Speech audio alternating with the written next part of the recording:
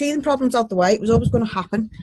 This is my first Facebook Live with another person. I'm using a piece of software called OBS, and my son's in school and not here to help me, and that's a problem because it's him that knows all this stuff.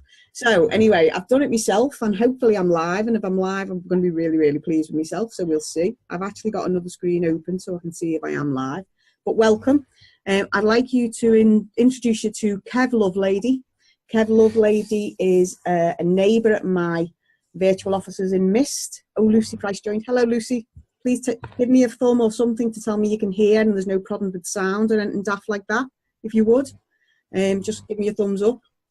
So, okay, so, yeah, so I'd like to introduce you to Kev Lovelady, who is Tall Guy Digital and also Merseyside Digital, and he's a GDPR specialist. So, this is Kev's slideshow. If you look in the corner of the screen, you'll see a little mini me and a little mini Kev. So you can see our faces as we go. So yeah, so we shall crack on. Kev, over to you. Okay, thanks, Lynn, and thanks for inviting us onto this. So what we're going to do, we're going to spend the next 10 minutes or so just very quickly through this brief overview of GDPR, which is coming up on the implementation date is the 25th of May, and as you can see there, we've actually only got about 16 business days left. So if you haven't started, probably some of you may have a bit of work to do. Okay, so just very quickly, what we're going to have a quick look at is what it is and what it's not. There's based on 6 principles and 6 rights, 6 lawful bases for processing. Controllers, processors, and DPOs we'll have a quick look at what you may get fined with, whether we can look at this as an opportunity or whether it's just a threat, an example compliance roadmap, and a few very quick start practical basics. Okay, so what's the GDPR? It's the biggest change to European data protection and privacy laws in the last 20 years. It replaces a 20-year-old data protection directive from the EU. And as you will probably realise, since the previous legislation came in, there's been a hell of a lot of changes. You think back to what you were doing on the internet and on your phone back in 1999 and compare that to what we're doing now. Obviously, there's a lot more social media interactions. Then we've all got the biometric stuff, facial recognition. GDPR also covers CCTV and photography, which is also covered by current data protection, but it expands it quite a bit. Okay, what the GDPR is not, it's not just an IT issue. It doesn't just affect your electronic records.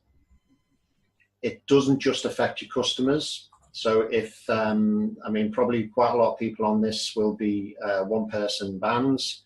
But if anyone has got any staff, employees, partners, etc., they will be, you will have to keep them updated as to what's happening with this.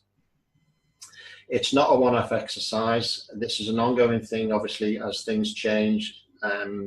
Data privacy, data protection is a movable feast, so you will have to keep abreast of what's going on. And it's not going to go away or be delayed. It will come on the 25th of May. I've had a couple of questions regarding why am I doing this? It's still going through Parliament. It's not. It will apply after Brexit. The British will have their own version of it, but they have consented to it being incorporated into UK law even after Brexit. From the ICO, they say that basically there won't be a grace period, but they will look at it with common sense and pragmatic approach to regulatory principles. That is obviously open to interpretation. We hope, as long as you seem to be doing something, they'll be lenient.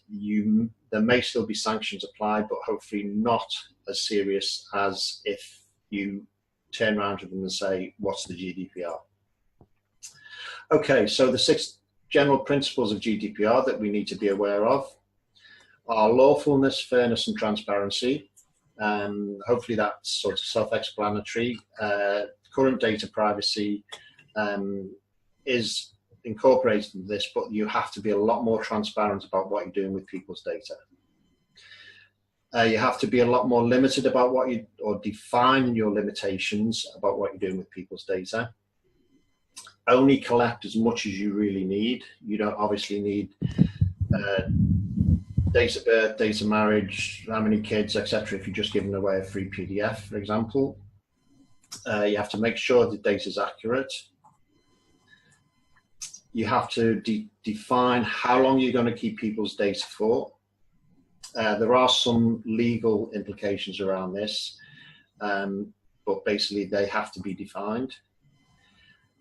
And obviously you need to ensure that you're taking as much care of your customer data as possible.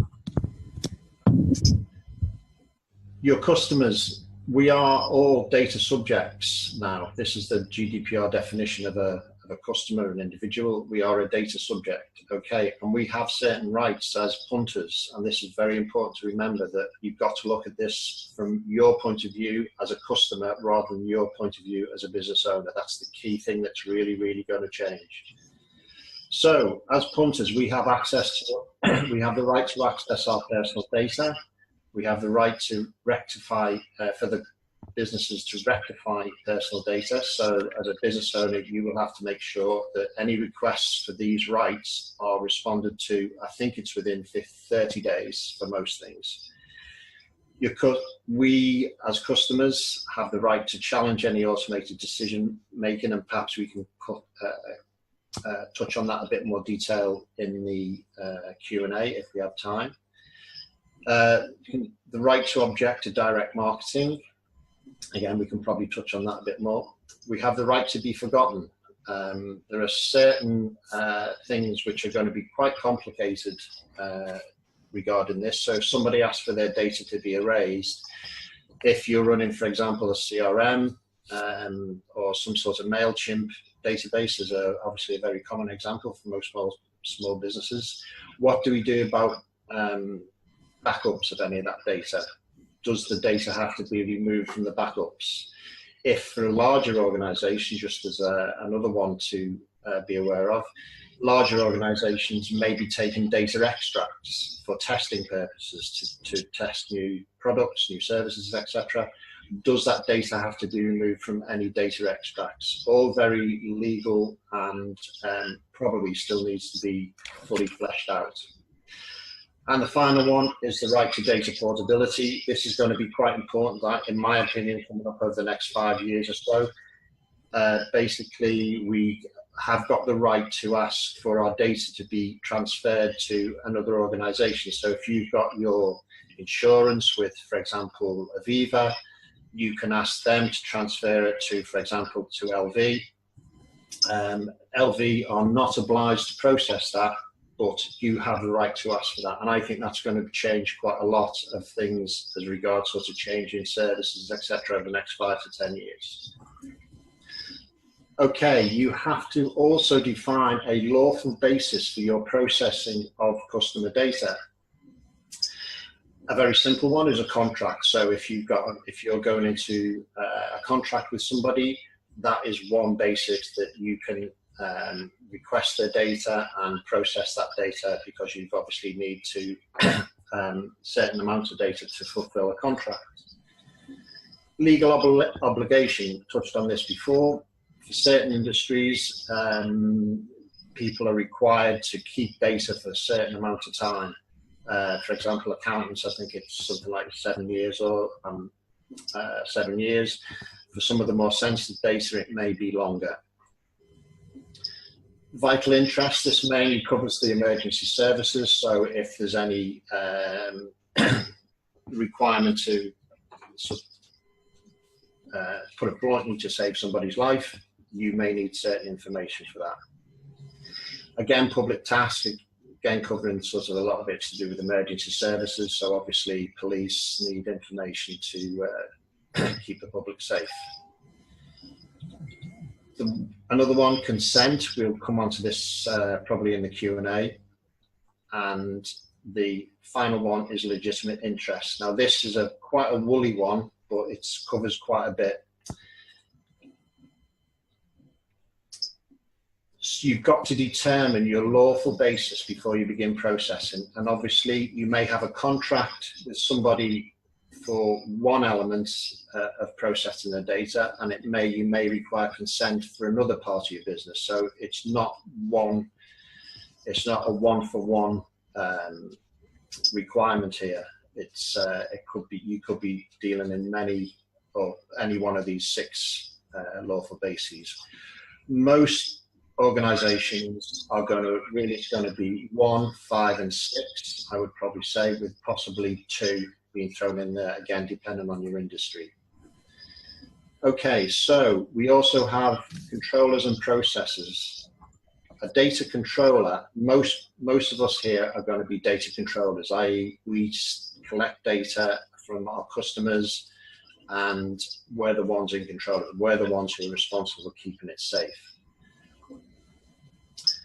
A data processor could be your third party. So if you're running a CRM, if MailChimp, your Google account, things like that, they are third parties. They also have a responsibility, but you have to ensure that anyone that is processing data on your behalf is compliant with GDPR. So basically you have to confirm that the controller is compliant.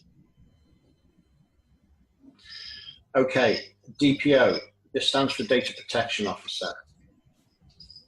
Some businesses are required to have a fully official Data Protection Officer. That includes public bodies, any businesses doing regular and systematic monitoring of customer data, and anyone who's doing large-scale processing. This probably won't affect, I'm not going to spend any time on this, it probably won't affect most people on this call today.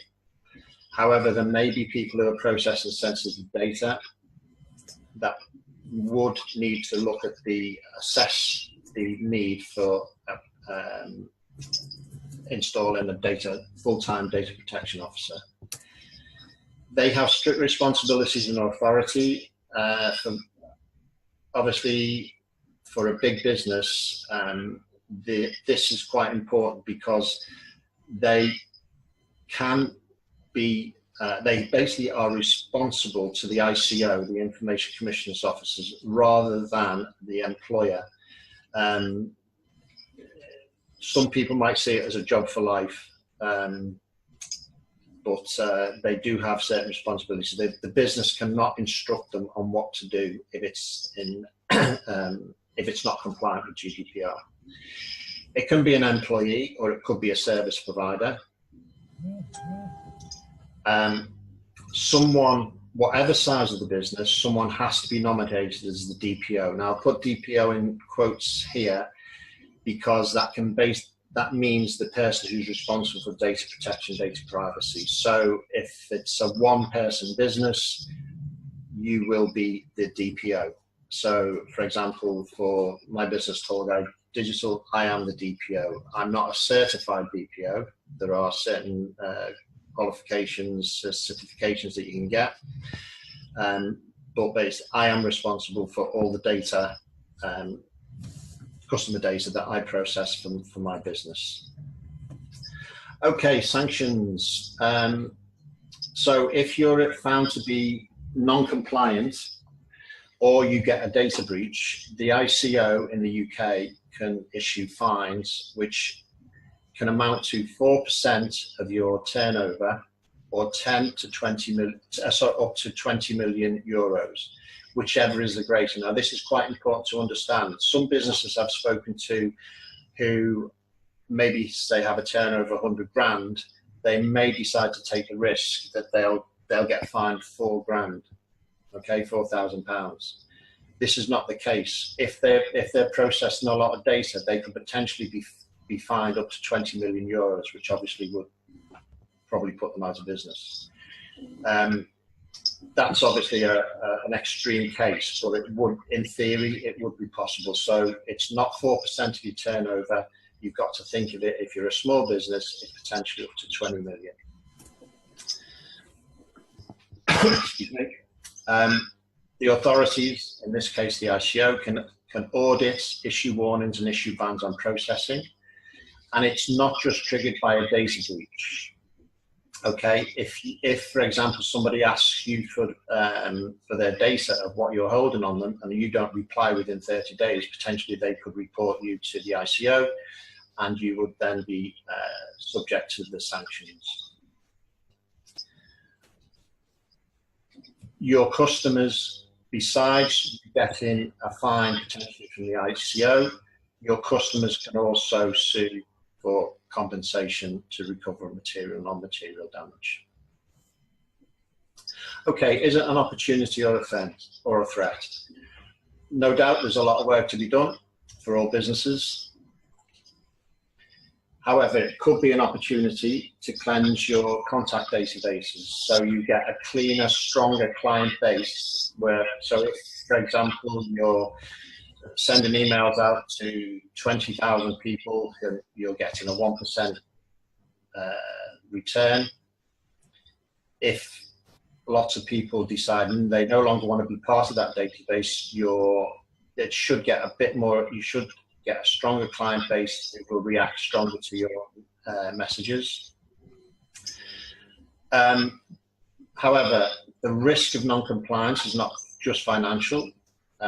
Look at the reputation of TalkTalk, obviously Facebook, maybe we shouldn't mention that at the moment. But obviously Facebook's been in the news at the moment for non-compliance. Your reputation can be strengthened if you can show that your policies are compliant with GDPR. You must view it from your point of view as an individual punter. So whoever you're doing business with at the moment, if, well, for example, if you were a TalkTalk customer and your data was, if you're getting phone calls from various sources asking you to turn on your computer because of TalkTalk data was hacked a couple of years ago, how do you feel about that? You've got to look at it from the same point of view as you taking care of your customer data. Just a little quote at the end. We know we're, with the likes of TripAdvisor, reviews, etc. on eBay, that the customer is really driving the relationship now between businesses, and GDPR is trying to back up that. Okay, sorry I'm whizzing through this. Okay, last couple of slides. Example roadmap to compliance, awareness and knowledge. You're on the road here. You're sort of on Lynne's Facebook Live event, so you're trying to increase your awareness and your knowledge of what needs to be done. Compliance management. Should you decide to start looking at this, you need to put things in place to basically project manage what you're going to do to achieve your compliance for GDPR. You need to review your data, what data you hold, where it's coming from, how long you're keeping it for. So there's a big data mapping, or potentially for some businesses, there's a big data mapping exercise to go through. We need to look at consent, which is probably what's going to play a big part in the Q&A, so we'll cover that later. Subject access, that's what we referred to earlier about people's requests for their data. Children, I don't really want to go into too much detail. If you're dealing with children's data, that takes it really up to another level. So possibly we can look at that on the Q&A. Accountability, we are responsible as business owners, and the buck stops with us. Data breaches, you have to report a data breach to the ICO within 72 hours. You need to look at all your contracts with any third parties. If you're using MailChimp, you may have already had information from them, but you do need to review anyone that's processing data on your behalf. And policies, you need to review, for example, your privacy policy, your cookie policy, internal policies such as what do people do if you're more than a one-person band. What do they do to report a data breach is one example. Okay, and some quick start practical basics. Register with the ICO. I've seen a question go through on that, so we'll cover that in a second. Possibly if you haven't got a secure site at the moment, that can help. Review all your online forms for your permission, for requesting your consent to process people's data. Look at your privacy and cookie policies. If you need to look at your internal security procedures. So where's your data held? How is that secured? A CRM can help with recording and managing compliance. You may need to assess whether you need to do a repermission exercise to confirm that people still want to be on your lists. I'm sure I'm sure you've all had things come through on your email at the moment, people re-requesting permission to do this, and review your as we mentioned before, review your third-party contracts with people like MailChimp, Google. Okay, there's a few resources. You will get copies of these slides, so I'll just quickly whiz through these. If it's going to go for me, it seems to have stuck.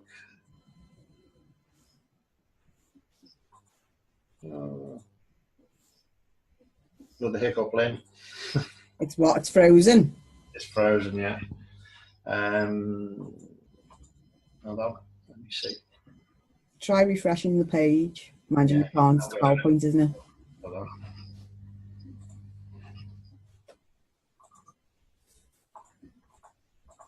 Oh, there you go. Okay. And that's it. So how far off 10 minutes was that, Lynn? 12, and mine was terrible. But anyway. Okay. I think though, when all's said and done, people will skip to what they want to skip through. So yeah. Don't worry about that. Some of it I know, but some of it confuses the life out of me. Now, so this doesn't become all about Lynne's headache. Let's go through the questions that were sent in first, if that's all right. Yeah. So I've had 4 questions that were sent in. One of them is from, and she won't mind me telling you this, she's from a beauty therapist, but she's a beauty therapist. But she does need to keep little bits of medical information, you know, allergies and stuff like that. Because of the treatments that she does. Because she does like laser treatments and things. So they are quite complex treatments. Now, she was all prepared, and she's tried to do her own homework, and that's the thing. I think anyone who's joining today, and I'm trying to get messages out to people who are saying, how do I join? But basically, just to there's no point in me telling you, Ronnie, I'm trying to get it. I've lost some people who are trying to join because they're not in the live. They're trying. It's about registering, but it's not a webinar, so you don't register. You just jump on the page and then jump on the post for the live. But anyway, if you're watching it after, you'll get that for next time. But so in a nutshell, I think my experience from myself and other small businesses, we all know it's coming. We all are fearful of it. Some of us think there's some scaremongering going on. Absolutely. To be honest, I think there is. But for a very small business, like I'm a freelancer, you can't get much smaller than a sole trader, but I do have an incredible amount of data. And my friend Kay has to hold medical data. So does she come into the box you described earlier about the sort of life and death stuff? And should she keep them? Because she did some research and found out that it was that she's better off having all the data encrypted in the cloud. And then someone else went, no, that's crap. Keep cards and keep them in a locked drawer. So what's best? And which camp does she fall into? I think the important thing for anything is as long as she's making clear why she needs that data, etc., and she's got the permission. Yeah. As long as she documents where she's holding it, that she's making best efforts to keep that data secure, and can prove, this is the important thing, that if there is a data breach, or if somebody, say, for some reason complains and the ICO, come in and have a look at case business, as long as she can prove that she's got procedures in place, that, if she's going to keep it in a locked office, that, every night that office is locked, that cupboard is locked. If it's on the cloud, that it's secured by, passwords, etc., and it's encrypted. The ICO will because you've got to remember, it's impossible. It's like your house. You know, if someone wants to get in, they're going to get in. Yeah. No matter how much security you've got on it. So the ICO are, I think at the end of the day, from my little bit of dealings with them, they do seem helpful and considerate to what's going on. Although it will go in on the 25th of May, I'm sure there's a lot of bedding in that's going to take place. The important thing is to show that you're making best efforts. There may be a case that she'll have to seek a little bit of legal advice, and this is where you know, that I have to hold my hands up. I'm not a lawyer. I purely go onto the ICO site. The ICO site is the Bible that we need to go to. If we've got any doubts about it, go to the ICO. They are very helpful. They did have a chat line. I think it was taken down because I can imagine that that's going to be pretty, you know, used or potentially used a lot. They are apparently taking on a lot more staff. Now, whether that's to respond to demands or whether that's to go out and sort of, you know, try and catch people out, I don't know. But coming back to the question, as the important thing is to document what you do with people's data and to make sure that that permission is recorded in line with the principles, in line with the legal bases. Obviously, that data has to be, if she needs that data for the contract, that's going to be a legal basis. It's a bit, I would imagine, only trying to put myself in this particular lady's shoes, when someone's paying for a one-off treatment and they're only going to be there for half an hour, they're not going to want to sign a contract. So it's something like, before I treat you, we need to know, have you got any allergies, enough? Yeah. Well, again, I mean, it's, if you're doing it there, you see, you have to put in place the retention period. So if it's a one-off treatment, okay, yeah. So you'd say, if it's a one-off treatment, how long are you going to keep that data? How long are you going to keep that for? In theory, if it's a, you know, one-day treatment, she could get rid of it the next day. But what happens if there's any problems? Yeah. So it would be up to the business owner to decide how long. And then again, coming back to the legal thing, there may be legal obligations that Kay needs to look at as to how long she needs to keep that data for. Right. Okay. If it surprised me that there's no contract, because how does Kay cover herself that if somebody goes in and says they haven't got something wrong with them, but then further down the line there's a problem with the treatment and then it's proved that this person did have something wrong with them, but they... No, it's probably unfair of me to say there's no contract, but knowing from myself, if I go in for whatever treatment, usually, I mean, for example, the very first time I went to my hairdresser and I got my hair dyed, she insisted I did a test on the back of my neck the day before for 24 hours, and if it didn't come up in a rash, then she'd carry me on as a customer.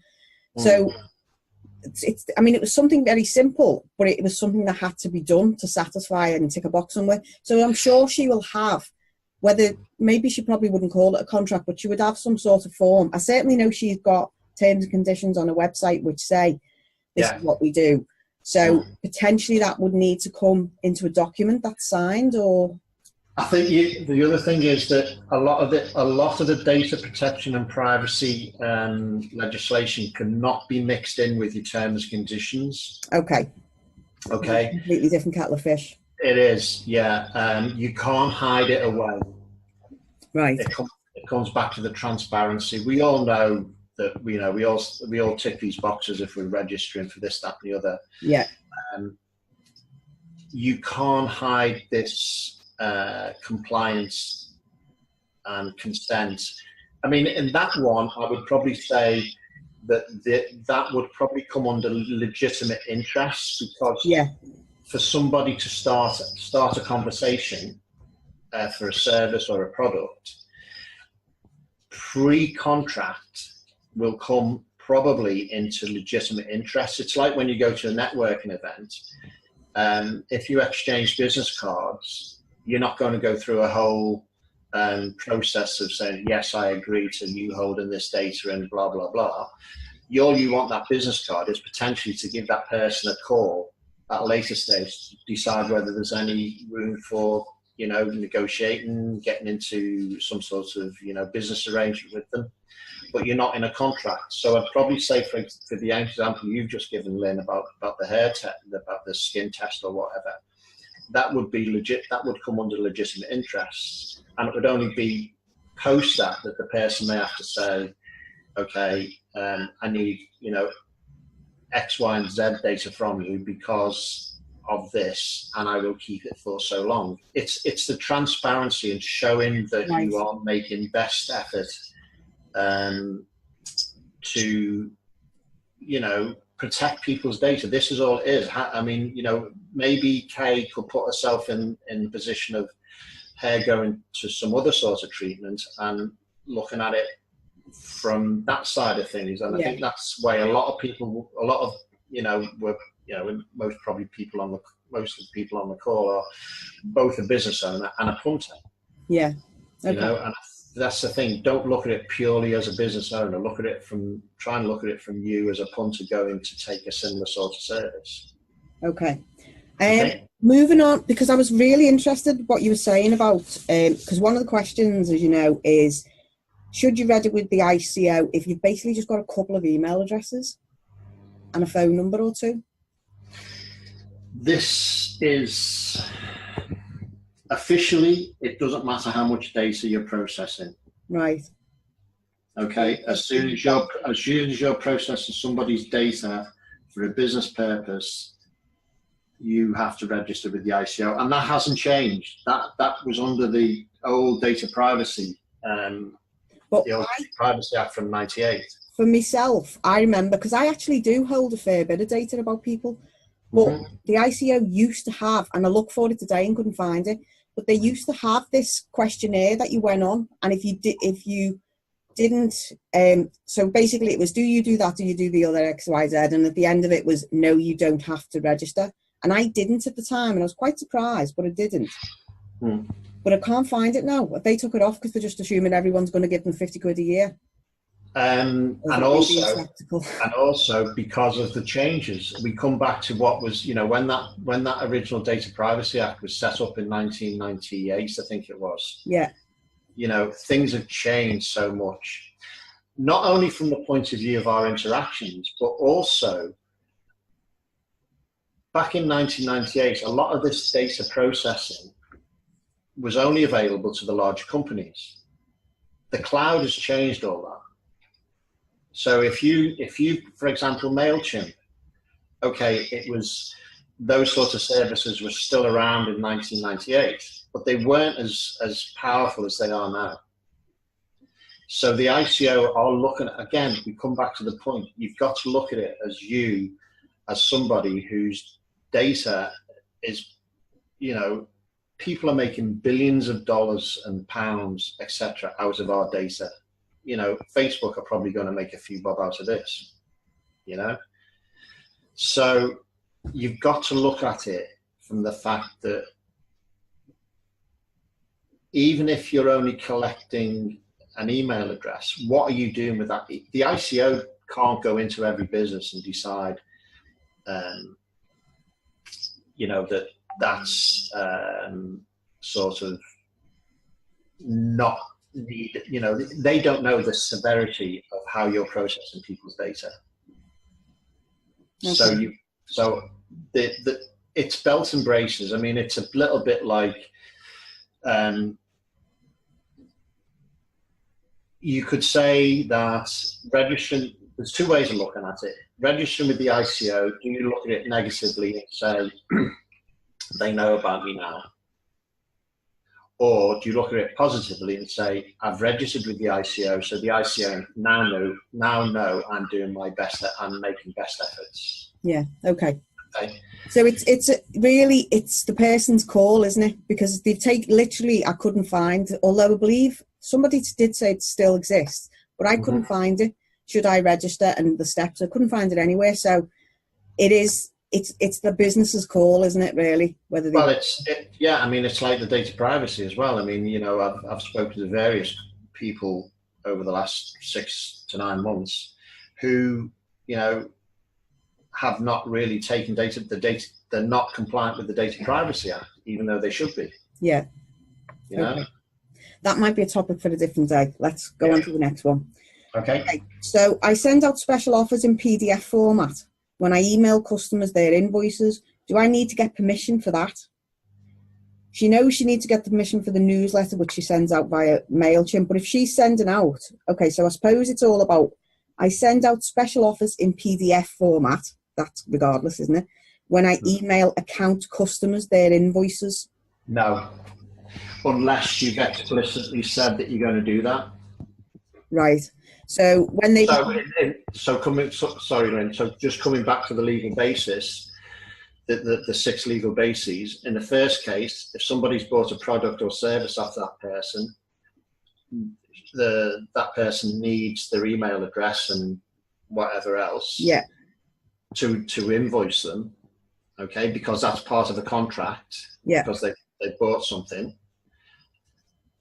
If that, for example, you know, because we're in the digital arena, let's keep it as, because there's some of the easiest examples to give.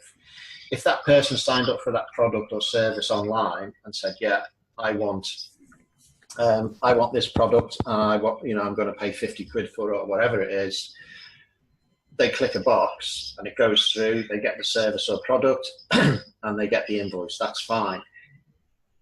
If at that point, if that touch point of ordering that service, there's another little box to say, I also agree to receiving follow-up newsletter, you know, marketing information, that's fine, but you've got to be transparent. You can't mix things in. Okay, so she's sending stuff out with the invoices, but she needs to stop sending stuff out with the invoices. Unless she does, for example, if she's got a lot of customers, she would then probably need to do a recommissioning exercise. Yeah, okay. Okay? Yeah.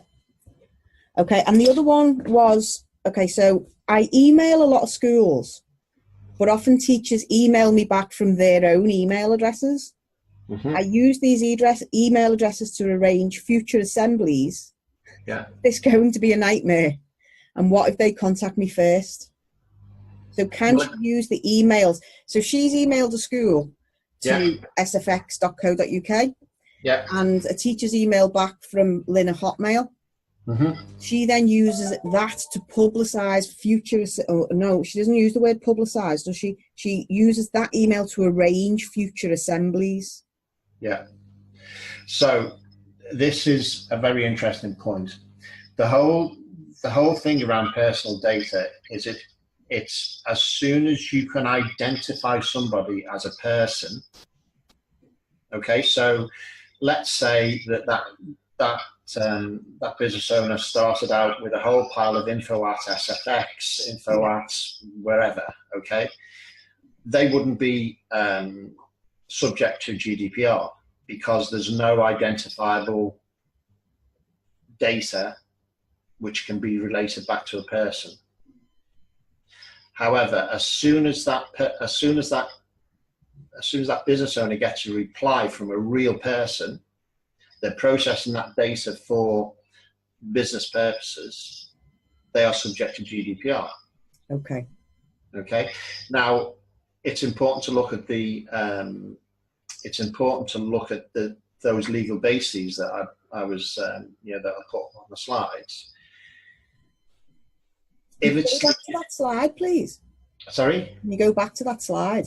Yeah. Because we've mentioned it a few times, haven't we? And I'm just conscious that because we're still on screen share. Yeah, that's fab. Okay. Yeah. So. Oh, sorry. Say again? I've thrown you now, sorry. That's all right. So, for example, emailing info at SFX or whatever. Yeah. It's a legitimate interest. They're trying to sell they're trying to market their business, and that's a legitimate interest. Okay, as soon as she gets a reply back from a real person, she has to then get consent that she wants to follow up with, you know, marketing messages, basically. She's actually put a text message in the group, because I'm looking at another screen to, you know, to follow the comments. And she's put a text message in the group saying the assemblies are free. So she's not actually selling anything. She's just organising a meeting, which in this case is an assembly. So is it not a business? She runs a business, but what I don't think she'd mind me saying it, but she delivers free assemblies to local schools, and it's part of a charity called Bobby. Oh, the name escapes me. The Bobby Collaring Charity. Mm-hmm. So she's written a number of books, but she doesn't get profit from it. She delivers the free assemblies to the schools, but she does get paid to deliver. I'm assuming she gets paid to deliver the assemblies. Right, but okay, so she's got all these email addresses and potentially a bit of other information. What happens if that data is stolen? If, for example, you know, if it's on her laptop and she leaves it on Merseyrail or something like that, what happens to that data? So she's still got to look after the data. She's still got to prove that she's making her best efforts to look after that data. Okay, right, okay. But I think her question was, does she need to stop? Does she need to stop? No, it's not. She has to prove, she has to show why she's doing it. Yeah. And for example, obviously for something like that, you know, a simple example is she'll have to have some sort of, if she's using MailChimp or whatever, obviously there's unsubscribe links. If she's not using something like that, she needs to be able to say, you can ask to be removed from these mailings at any stage. It's the GDPR is not trying to stop people doing business. In my view, it's trying to make businesses be more responsible about the way they're doing business with this data. Okay. Right. Okay. So can I just request that schools okay, so she's put another question up. Can I just request that schools email me from an official email address? But some schools use Jude at St Mary's. Yeah, so please don't email me from your personal address. Well, it doesn't, to a certain extent, it doesn't matter whether it comes from, I think we're getting hung up on email addresses here. Okay. It doesn't matter whether it's coming from a personal or an official school address. She's going to be talking to an individual, and that email address is, she's going to reply to, dear, you know, I was going to say, hey Jude there, but if she's going to reply to dear Jude at SFX, she knows she's talking to a real person. She can't organise her assemblies with some sort of robot. She's got to be talking to a real person. Okay. And that's where it comes in. It's the identifiable data. So as soon as you get, you know, for example, on a call, I mean, if she's phoning up the schools, that would still come into it, because unless she's got an amazing memory and it's all in her head, you know, she will be recording that data somehow, whether it's in an Excel spreadsheet, in some sort of CRM or MailChimp or whatever it is. Yeah. An address book. An address book. So yeah, exactly. With A to Z down the side. Yeah. Oh my God. A blast from the past. Yeah. So it doesn't really matter. And again, you know, that's a very good point. It doesn't matter whether it's electronic or not. You know, the fact is that this data could potentially be, you know, used to the detriment of that individual. Okay, we've had another question. I hope that's okay, Jude. But so if I get I'm going to stay with Jude, because Jude's just popped up with another question. Okay. So if I get their permission, I just need to store the email's contacts somewhere safe, such as the cloud. Yeah, I mean, and also make sure that the policies are updated, you know, and that there are, for example, we're all going to have to put in some sort of procedure, no matter how small a business. We are going to have to document what we do in the case of a data breach. Okay. Yeah. Yeah. We're all going to have to put in place something about how do people, and this comes into privacy policy. You're going to have to put a real contact person up there if somebody's got wants to see what data they hold about them. Okay, there are certain things that we're all going to have to do to be compliant. There are little policies that need to be in place. There are procedures. We all have to know that, for example, well, the data breach is an easy one to deal with. It's written in law that we have to report that to the relevant authority, in our case the ICO, within 72 hours. And depending on the sensitivity of that data, you should really write to your customers that there's been a data breach. Yeah. Okay. You know? Can I ask, because someone's asked the question regarding keeping information on laptop, tablet and phone, is having those devices under password enough to show security? Because actually, if I think about it, it's a very good question. Here's my phone, and my son laughed at me the other day because I've got 1,200 contacts on it. And obviously I've got fingerprint, but I did used to have a PIN thing. So is that enough for me to show, well, actually I'm having a go at keeping things safe? That's it. I mean, as I say, I mean, if your phone gets stolen, even if you've got the best password, you know, even if you've got a 16 to 20 character password on it that you can be bothered entering every time you swipe your screen or whatever. Yeah. You know, if someone wants to get into it, they'll get into it. So you just have to show that you're making best efforts. You have to show that you're, again, coming back to these lawful bases, which legal basis are you holding that data? How long are you going to keep it for? Out of those 1,200 people, how many people are you still in contact with? How many people do really need to be on there? It's just minimizing the risk, you know. I think for me, I am a little bit extreme, to be honest with you, because I use technology so much. Yeah. I began a data audit the other day. This is how complicated I am. Piece of paper. I've got all sorts of tools that I use, and there is data on each tool. So Wave is my accountancy system. I have checked their privacy policy. It's actually really good. Trello is another one I use. I use OneNote massively. I've started to use Agile CRM. I've been using HubSpot forever. I use MailChimp. It's my Google contacts that I've got 1,200 contacts in, because I've had the Gmail account since I was in my early 30s. So Google just adds their email addresses, and I probably I'm not in touch with half of them. So do you think, in my case, I suppose that's my question, do I need to trawl through and just go, never spoken to them in 20 years, doesn't matter, I can delete that, because I don't need it?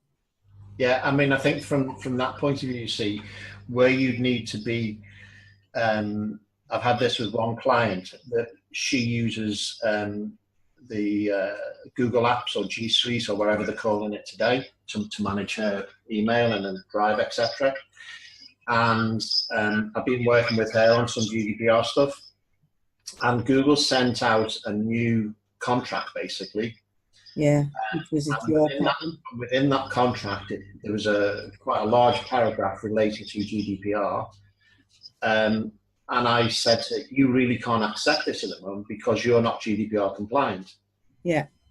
Because what Google is saying is if you are not compliant, they're not going to be responsible.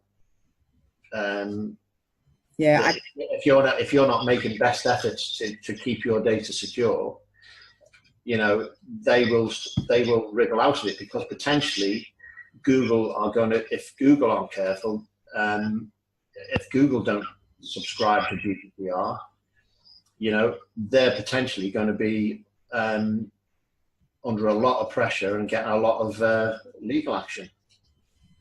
Right. Okay. Okay. Oh, that list is going to get a bigger piece of paper, me think.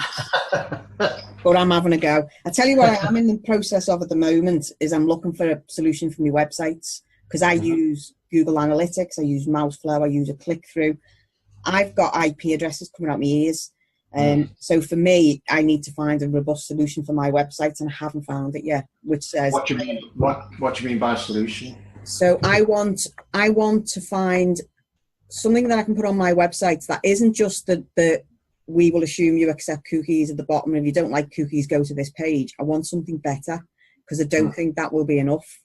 I'm looking for something that says I will accept this cookie, that cookie, the other cookie. Yeah. No, I mean, I found it. Yeah. I mean, I've got a little bit of a plug. I've got a mini sort of starter pack, which gives an example of sort of cookie policies where you can. Obviously, you have to have a certain amount of knowledge, whether it's because we're in the digital arena, Lynn. We could probably do it ourselves, but someone who's not got that, they need to go to use a very 90s term, to their webmaster to or mistress. or mistress, sorry, yeah. Don't think that's right somehow, but never mind. Yeah, web mistress. To get a list of cookies. Yeah. I've seen two versions basically. One is where they list every cookie that a website deals with. Yeah. And the other one does it in terms of, you've got different types of cookies. So you've got functional cookies, you've got transactional cookies. Yeah. So there's different ways of doing it. Again, what I'm going to do, I mean, I've got mine, but I need to just verify it. I'm going to take a look at what the ICO are doing. I have, right? And they use something called cookie, right? I'm going to get really technical. And to be honest, we should probably do this in a separate one, because I am going to go on and go, right, here's my solution for this, here's my solution for that, and here's my solution for that. Yeah. The ICO use something called cookie control, which you can buy in the web. If you're on WordPress, you can buy. You can buy it somewhere else, which is a JavaScript if you're on anywhere else. But but I don't think what they're using is quite enough. What I do like about it is it allows you to switch off cookies. Well, I've seen one on another web developer site, which was much better, which said, I'll accept that cookie, that cookie, that cookie, but not that cookie. So they were doing things like switching off the Facebook pixel, and I like that. So that's a conversation for another day. And I want to come back to the questions, if that's all right. Yeah. Because I've got another guy. Okay, so one of my customers has been in business for a very, very, very long time. Yeah. And he has order forms going back. Customer order forms in ledgers going back for a very, very, very long time. So I don't think Jared would mind me saying, so he might have a family that rings up and says, I've got a headstone in XYZ cemetery and we need to add my mother's inscription on it. So he can go back to his orders, because it's very useful to him, and say, okay, well, here's all our paper order forms, because it's all done through paper. Here's all our paper order forms going back to 1964 when we put the headstone in. We know it's a granite headstone. We know it's, we know it's flat. We know it's all. So he needs that, because it saves him a ton of time visiting the cemetery, finding the grave, which is a nightmare. Yeah. What does he do about them? Because he can't sort of say, I have to keep this for 5 minutes, because he's kept them going back, 50 odd years. So can he still keep them because it helps him in the future? Yeah, I mean, as I said, it's not trying to stop people doing business. What may, I mean, that's quite an interesting example. Yeah. My guess would be that whenever those people come back to him, and in the example you just given, to say, I need to add another relative onto the headstone or whatever, that at that stage, he has to say, well, okay, well, I've had this information since 1960, whatever. Do you still agree to me keeping it? Okay. Yeah. But So I think if remember, these are files and files. Files so and, well, exactly, yeah, to go back. But that's why I think in that case, I think the only way to do that would be on a one-by-one basis. Okay. However, what he may also need to do is put some things in place to show the steps he's taken to protect that data. Right. So if he's got all these files, are they locked away? Yeah. Who has access to it? What's he going to do in the case of, data breach, blah, blah, blah.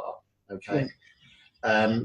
I come back to the point, it's not trying to stop us doing business. It's just maybe making sure that we treat people's data. And that's probably, that example there of adding a name to a headstone, etc. What's identifiable about that? If he's holding the name and address, telephone number,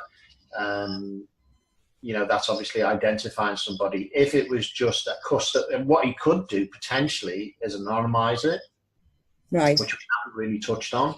So if he knew, if he gives each person a reference number, yeah, okay, and removes, if you like, the contact name, but just has names of the people on the headstone. So if it's me, and I've got a reference number of, ABC 123, I go to him and I go to Jared and say, okay, I need to add another name on, here's my reference number. And he just looks up and says, right, it's granite and there's that much space left on it or whatever it is. That's possibly a way of helping protect the data a little bit. I think you could definitely do that going forwards, but he has got 100 years worth of records because I've seen them. Yeah. Right. And they are in the locked room and nobody has access to them, but they are the businesses are over 100 years old. So. Right, yeah. I mean, again, coming back to it, it's just making sure that you're showing the best effort, and you can prove to the GDPR, to the authorities that you're making, you've got things in place to respond to data protection. Okay. Okay. So I think we need to bring it to a close because I don't think anyone's come up with other questions. Get them in pretty quick if you are going to. But I've just got, I've downloaded from the internet a general data protection regulation checklist. Mm-hmm. And it's got about, have you done this, have you done that, have you done the other? And it's just a step-by-step type thing. And obviously it's from the internet, so who knows? Yeah. But you mentioned a pack, and I think it's only fair because I think for some people, having something that's been rubber stamped by a guy who knows what he's talking about and says, this is what you need to do. It's not carte blanche because obviously not everyone will fit within that, but you've got a general small business pack. Tell me a bit more about it. Yeah, I mean, it's just a small pack. It's got some checklists in it. It's got obviously links off to other resources for some, maybe some of the more involved things. It's got a self-assessment checklist, which takes you through, and it sort of just flags, it helps people, it helps to flag up certain areas where people might go, oh God, I hadn't thought of that. Okay. It's got a very simple privacy policy example. It's got a cookie policy example that we talked about before. It's got an example of a data breach sort of communication. So it was about 5 or 6 templates along with a self-assessment. I'm just trying to think if I've put a link to it at the end of this presentation or not. Well, I can definitely, because I know you've got it on your Mayside Digital page, haven't you? Yeah. So I can definitely put a link, a live link rather than a picture link. I can put it in the notes and we can put it in the YouTube comments as well. So if anyone wants to go and check it out. Yeah. Because to be honest, I know from trawling the internet for myself, I've lost count of how many websites I've built. And I'm very, very conscious. I've put cookie policies in from a template I bought for about 30 quid when I first started like 5 years ago. And it's still relevant to like as at today, but it'll go completely pear-shaped on the 24th of May and won't be relevant anymore. So you say, how much did you say it was? It's 27. 27 quid to, I mean, as I say, I've used, this was a cookie cutter one that I could use on all my sites, but 27 quid to update your site and know you've got something, I think that's a fair deal. So I will put a link in the show notes. I'm really glad Kev joined me today. I think the best part really is because I did get GDPR outlining the 6 lawful reasons, did you call them? I think legal bases, yeah. Yeah, I think that's the key for me. Yeah. I think that's the secret, isn't it, to GDPR, them 6 legal bases? Because I know what I collect, and now I need to ask myself, why am I collecting it? Yeah, and I think it's, as I said when we touched on it, it's not, you know, we will all have that's different touch points, to use a bit of a you know, in saying whatever, different touch points with the customer journey will have different legal basis. So, for example, you know, us doing this, people know my name, doesn't bother me because there's a legitimate interest there. So, yeah, you know, so if they want to write down my details, that's fine. They get in touch with me. If I respond and we go into some sort of business arrangement, then it becomes contractual. As part of that process, I might say, well, I also do a newsletter. I therefore ask for their consent. Okay. If I'm in a business, you know, where I have to retain their data for 7 years, 12 years, or whatever it is, then it becomes a legal obligation. Right. So as you go through, as your customers go through their journey with you, the legal basis will change. Yeah. But it's very important to point out which legal basis you're using for each touch point. And given the example of the person who was sending out a marketing message with their invoice, that would be a no-no under GDPR. Yeah. Okay. That's unless she explicitly asked when she set up the contract with them that were they okay with receiving follow-up marketing messages. Right. Okay. Okay. Yeah, cool. That's great. If any questions come, because obviously it then goes on the page, so people might come up with questions after, I'll let you know and we'll find a way of answering them. Yeah. And just want to say thank you very much. Okay, I've got to figure out how to stop the stream. So I do that first. So I stop stream. There we go. So there we go, that's stopped.